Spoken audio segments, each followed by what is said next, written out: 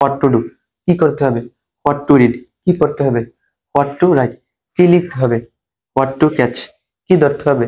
আসসালামু আলাইকুম everyone, welcome back to my channel log in tales with Abdullah. আজকে আমাদের ফ্রি স্পোকেন কোর্সের 8 নাম্বার ক্লাস, ঠিক আছে? যারা পূর্বের ভিডিওগুলো করেন নাই ওইগুলা করে আসেন। এটা হলো আমাদের 8 নাম্বার ক্লাস, ঠিক আছে? সো আমাদের 8 নাম্বার ক্লাসের 10 নাম্বার রুলটা হলো যে হোয়াট টু কি করতে হবে। অনেক সময় আমরা বলি যে কি খেলতে হবে, কি পড়তে হবে, কি লিখতে হবে, কি করতে হবে, এভাবে যে কি করতে হবে, কি কাজ করতে হবে, এটা জাস্ট কি হোয়াট টু। এখন যদি বলি যে কি করতে হবে, তো করা ইংরেজি কি ডু, তাহলে হোয়াট টু ডু। এখন যদি কি পড়তে হবে, তাহলে পড়া ইংরেজি কি রিড, ভার্ব কি রিড, তাহলে হোয়াট টু রিড কি পড়তে হবে।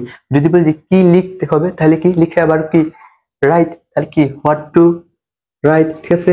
WRITE right.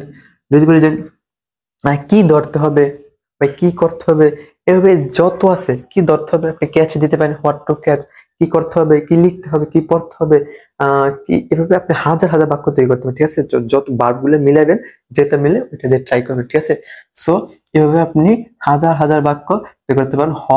হোয়াই দিবেন, একবার হোয়াট দিবেন। এখানে যদি আমি হোয়াই টু ডু কেন করতে হবে বলি যে হোয়াট টু ডু, তাহলে কি করতে হবে। যদি এখানে হোয়াট বাদ দিয়ে আমরা যদি দিই যে হাউ দেই, তাহলে কি হাউ টু ডু মানে কিভাবে করতে হবে।